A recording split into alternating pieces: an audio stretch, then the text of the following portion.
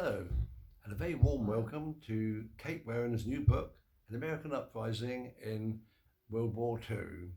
My name's David Werran and I'm Kate's dad, and I just have a walk-on part in this saga, but I do have an interesting connection to Charles Causley, our Cornish poet and the best poet laureate we ever had.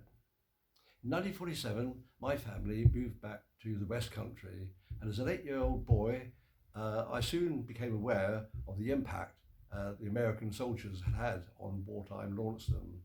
It was the talk of the town, the stories of the plentiful food supplies, of course, the American cars and the jeeps, and the stunts they got up to, how they would compete in climbing the Castle Mound, often involving injuries, how they would go out to the outskirts of the town to the local snake quarry, tossing in cans of ham, and then waiting for the unsuspecting rats to emerge, who would then be machine gunned. And then, of course, the shootout in Launceston Town Square by the Whitehall Hotel. An event which one Launcestonian said was the biggest thing to happen since the days of the smugglers. In 1948 and 1949, I was fortunate to be a pupil of Charles Causley at the National School, during which time my mother died and he took me under his wing and we became friends ever since. In 1951, shortly after he published his first and only book of short stories, Hannah's to Dance, we had a chance meeting in the square and we talked about his book and talked about the stories that could be told about Launceston. We were standing outside Lloyd's Bank and he pointed to Hicks the Haberdasher's next door, which had a bullet hole still in the window, a remnant of that fateful day in 1943. And he said, that's a story to be told. And he went on to say about the horrors of segregation and what a stain it was on the United States during that time.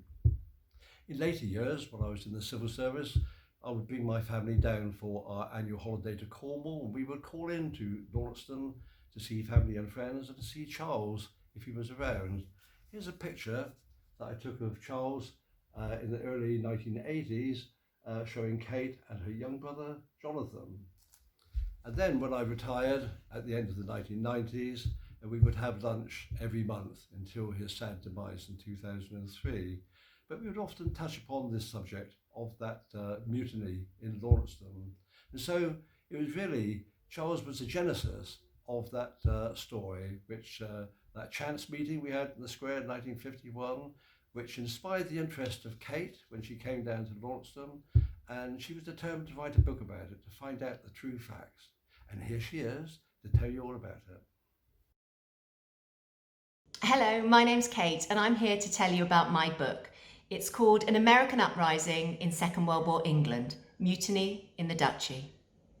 Let me start by setting the scene. It's a cool September evening in 1943 and the streets are still damp from rain earlier that day. Just after 9 o'clock, a large group of soldiers are seen making their way back to camp, and when they get there, they arm themselves with Tommy guns, ammunition and bayonets. And then they put themselves into formation and march back into town 3 abreast. And the sound of those army-issue boots hitting the street is something witnesses remember to this day. They say it was as if an entire company of men was moving through the night. Now this band of brothers was undoubtedly ready for the fight of its life. It's just it didn't have the official enemy in its sight, because unbelievably, this wasn't happening in mainland Europe, Nazi-occupied Europe, but on the British home front, specifically the Norman town of Launceston in Cornwall.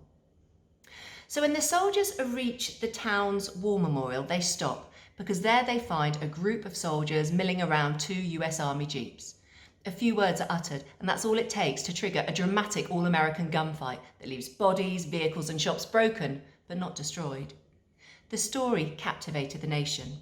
There was a sensational court-martial that followed, and this was headline news in Britain and America.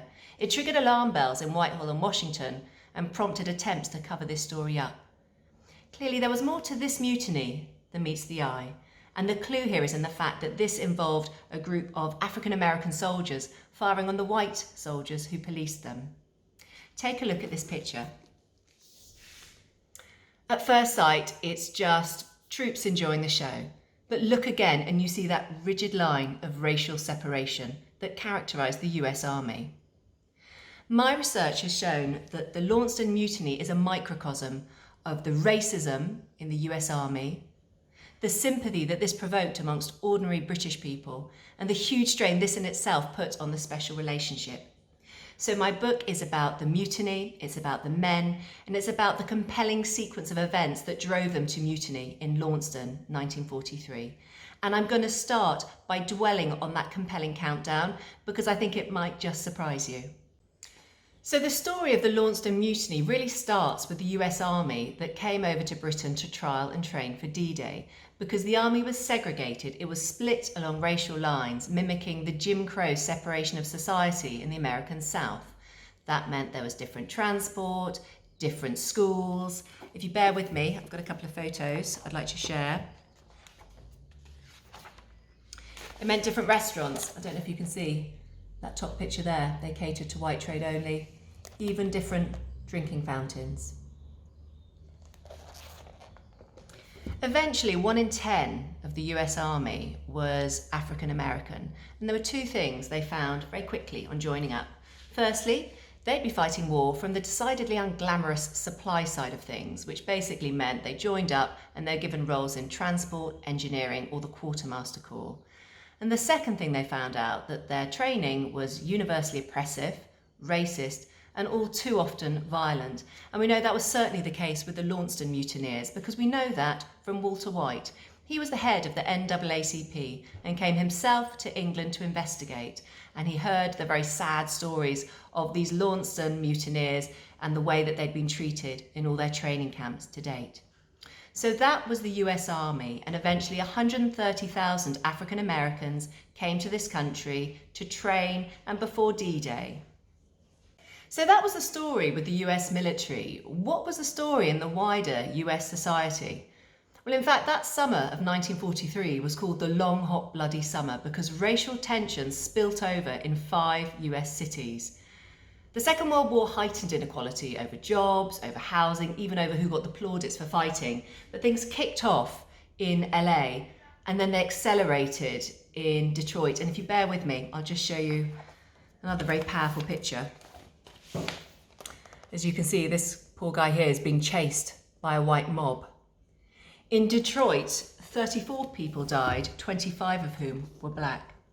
So this was the situation in US society, and it is inevitable that the racial tension that was here, that was already in the military, came over in the waves of US servicemen who were crossing the Atlantic to come to Britain to trial and train for D-Day. So this was the imported racism, racial tension that was coming from America. And what was the situation in Britain?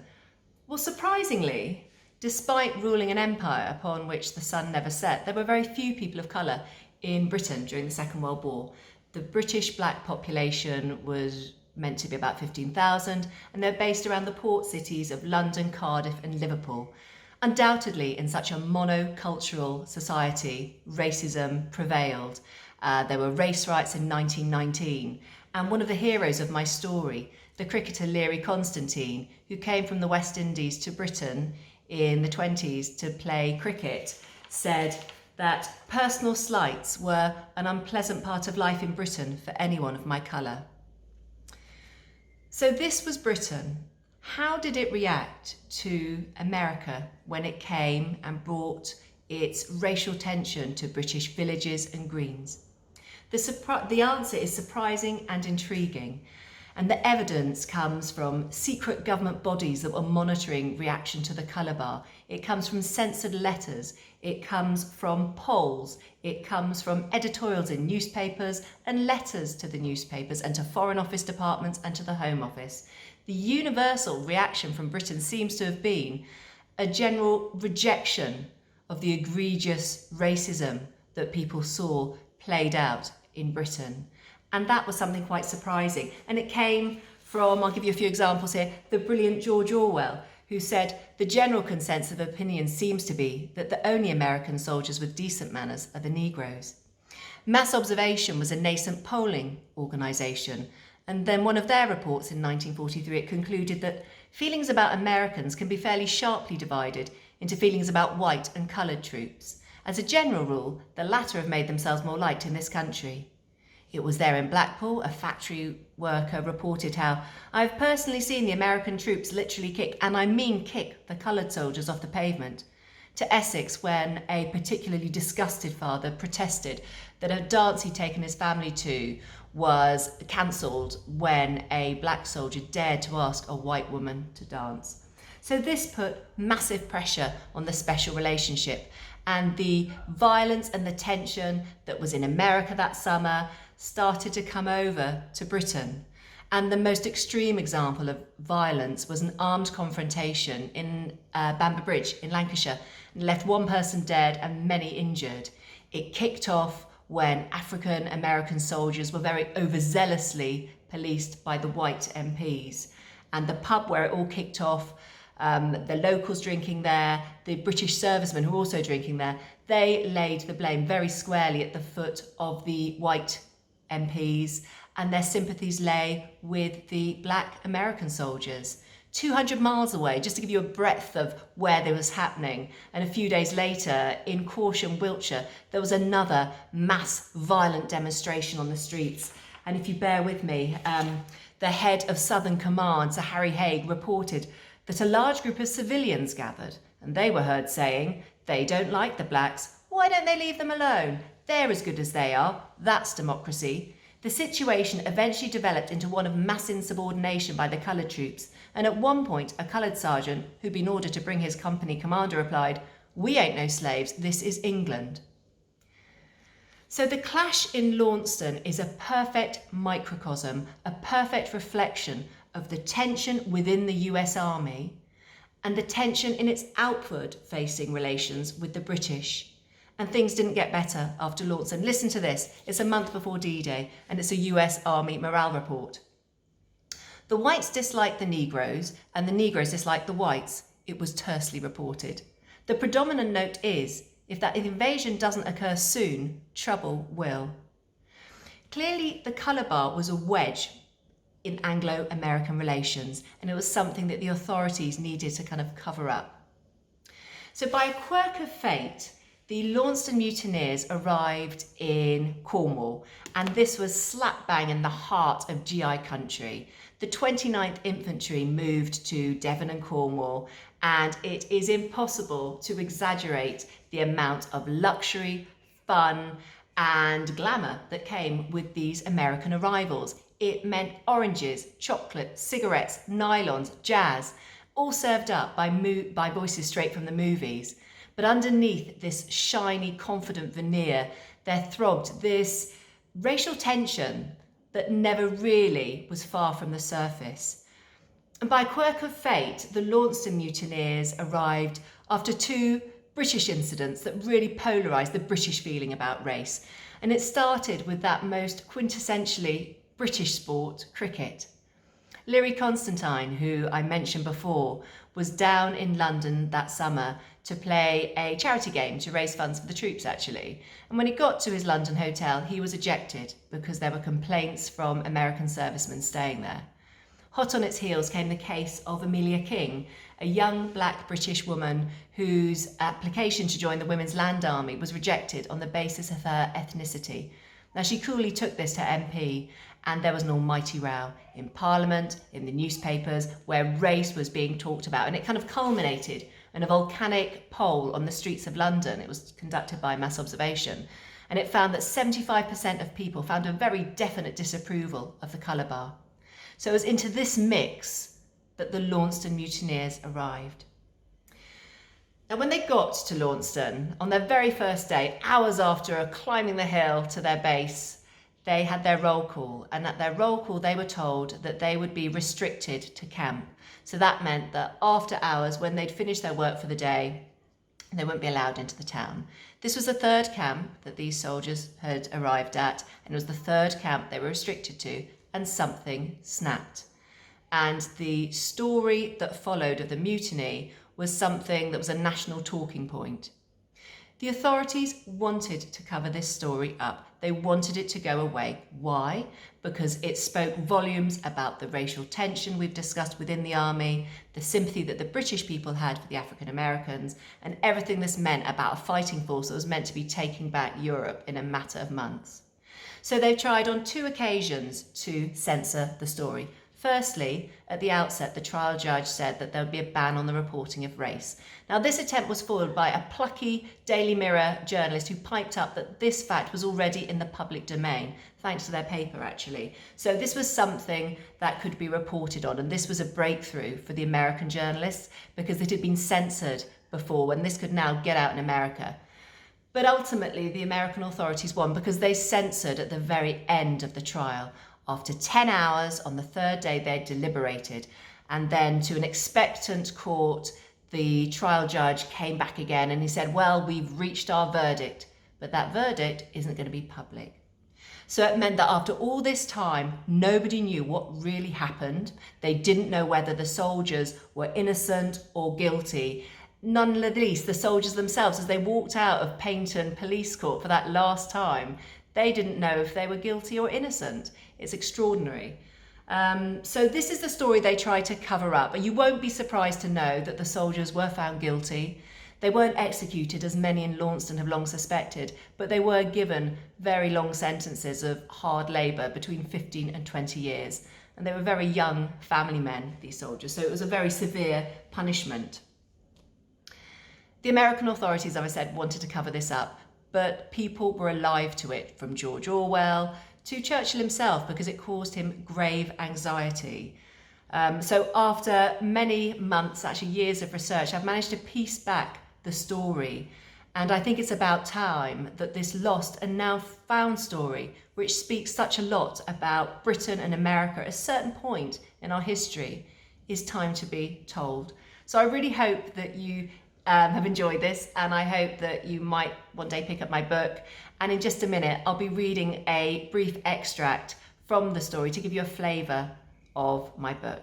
Thank you for listening. So I'm going to start by reading chapter 1. Court opens. October 1943 would go on to be the mildest of its kind in Britain for more than a decade.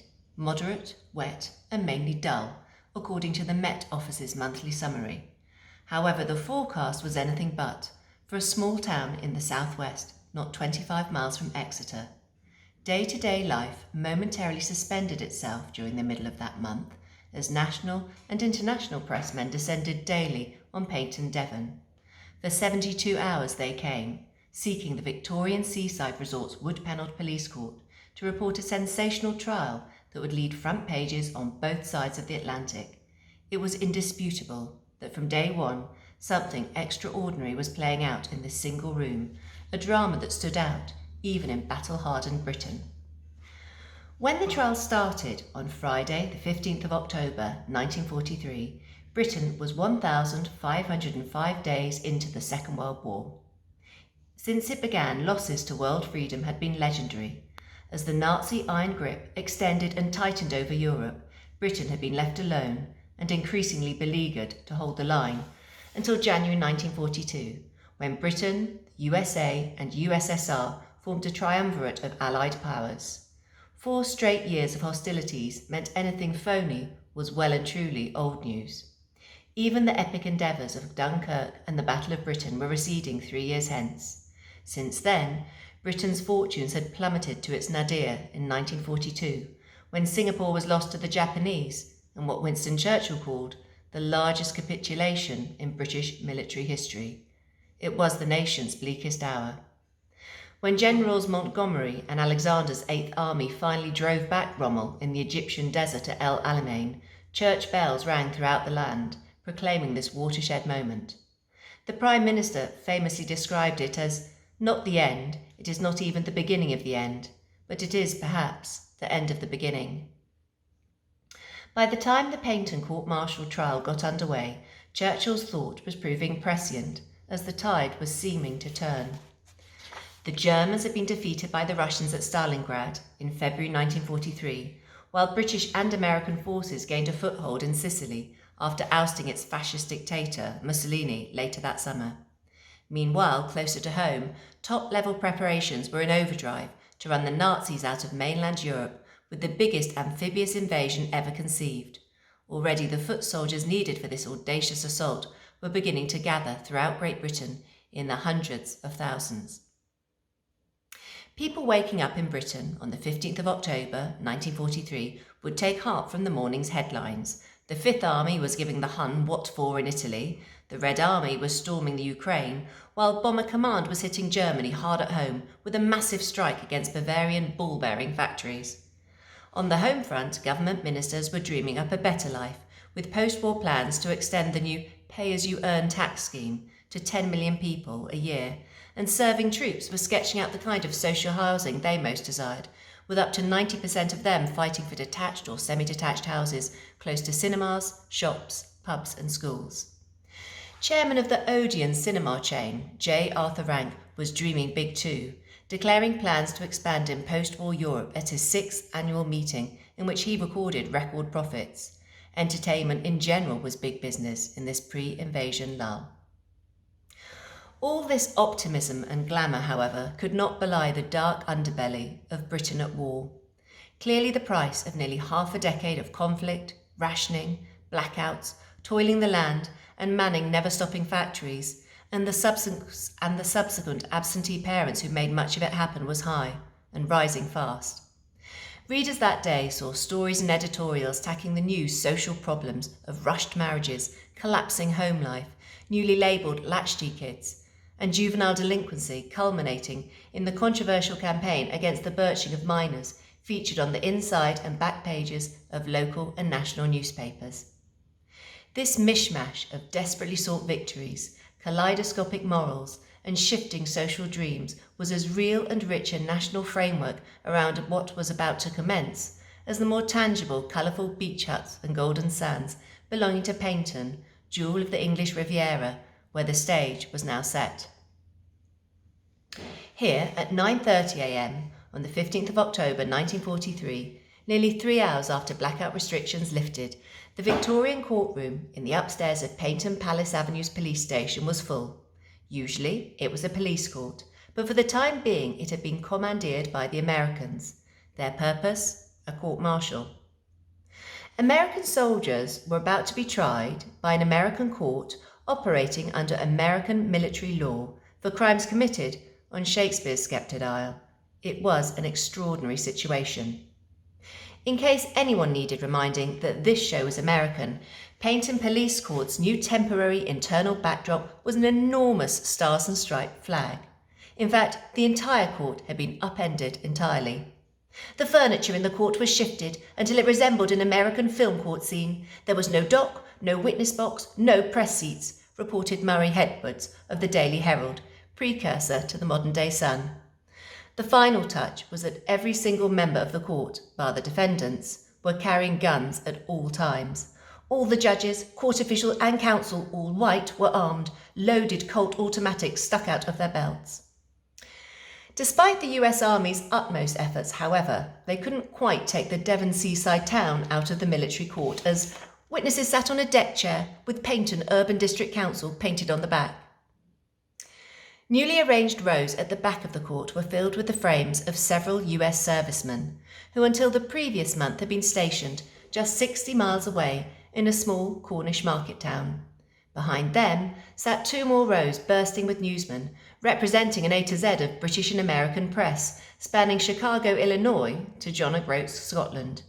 And right at the front of the court, facing the accused, sat Lieutenant Colonel Raymond E. Zickel of the 307th Quartermaster Battalion, law member and president of this US Army court-martial. He presided over a 10-strong panel of US Army majors and captains, including trial judge advocate Frank P. Erish, heading the prosecution, and his counterpart, the defense counsel, Captain John A. Philbin. Immediately in front of and beneath the court president and panel sat a talented young English blonde. Miss Joyce Pack, a 21-year-old from Torquay, had, even by the war's standards, an unusual job. She was one of just 6 women in the entire British Isles employed by the US Army as an official reporter for court-martials. The geographical area she covered was the southwest. Sporting the giveaway flash on her US Army uniform shoulder, as stenographer, Miss Pack was largely the only woman in court. In her spare time, Miss Pack, whose secretarial skills were among the best in Britain, was revising for an exam that Sunday, which would entitle her to an extra 3 shillings per week. She would get plenty of extra practice over the next 8 hours as she proceeded to fill 2 notebooks with the words of 20 witnesses, 18 statements, and 7 examinations and cross-examinations. Before initial proceedings were over, and well ahead of the first witness even starting to stand, there were 3 red flags explaining why this court-martial was attracting so much attention, from the free world's press to its highest echelons of power in London and Washington, D.C. Right at the beginning came the first indication. As the accused American soldiers were read out, it became clear that the case involved a shockingly large number of men.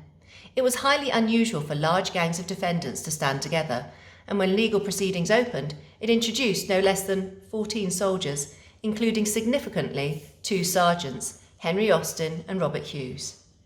All 14 were members of the 581st Ordnance Ammunition Company, stationed in the Norman town of Launceston, once Cornwall's ancient capital, and known as the County Gateway. Their sheer number made it truly significant, and was also crucial in logistical terms. Paignton Police Court was borrowed from the British authorities. It was the only place big enough to hold all the people in the case, reported the Herald's Murray Edwards. Next, as a catalogue of charges was read out, came the second explanation for the court's heaving press benches. The allegations were not only many, but serious, very serious. This was no ordinary criminal case, but mutiny with murderous intent. Their accuser was Captain James Bosson of the Ordnance Department numbered 0666, and the person in charge of the 581st Ordnance Ammunition Company, stationed on land formerly used as a farm in Pennygillam, a mile southwest of Launceston. Each man spoke only to plead not guilty. For 2/3 of them, it would be the only time in the entire 3-day court-martial that their voices would be heard out loud. After a 5-minute recess, the President got to the nub of the case, and why most of all this legal affair would grip groups around the world. It was the final and most significant signal that something extraordinary was about to unfold, that the crux of this case was different. Before continuing with proceedings, let it be understood that no report, publication or other communication may disclose the location of any unit, Army Post Office number, and any publication must clear through the Board of Censors prior to being released, he started. American military authorities were obviously trying to keep a tight lid on this standout case. Quickly, President Zickel moved to the heart of the matter and to why this was a case with potential to cause controversy on a seismic scale. Turning to the court, President Zickel made an exceptional demand. No reference will be made to race or colour of the accused or any parties who are witnesses to the proceedings. The President, confident that he had thus quickly nipped any trouble in the bud, looked around to the waiting press non-expectantly, asking, "Is there any questions in the mind of anyone as to that announcement?" But that cat was long out of the bag. Race was at the heart of this, and too many people knew about it. The President had asked the impossible, and the British press was not about to let him get away with it. That instant, one of the press representatives stood and said, "Yes, sir, it has already been announced in the newspapers that the accused are coloured," read the court transcript. The President said, "There will be no further announcement with regard thereto." His concession was critical. For the first time, details of this case could be reported in the United States of America, home to the accused, who happened to be African American servicemen. Their race was at the heart of the controversy, and to be able to write about it was a breakthrough. For weeks, American newsmen had tried to file their copy to no avail. Banned from publishing details in the United States, this press challenge and victory in the courtroom meant news, long out in Britain, would get across the pond, albeit under the beady eye of the Board of Censors, and at great personal and professional cost to those whose bylines did make it into print. Effectively, the British press had forced the hand of President Zickel, setting the stage for a trial that would enthrall the nation, publicly expose the climate of racial intolerance bred by US soldiers, and a surprising British reaction to it. Ultimately, it was to shed light on 2 not-so-special relationships, both Anglo-American and American/African-American. Moments after the case was thrown open to the public, trial judge advocate Frank P. Erish stood up. The prosecutor was ready to start by calling his first witness. The game was on. So that's my first chapter for An American Uprising. I hope you get a chance to read it someday, and I'd like to really thank the Charles Causley Digital Festival for giving me this opportunity to meet you. It's been wonderful. Enjoy the rest of the day. Thank you.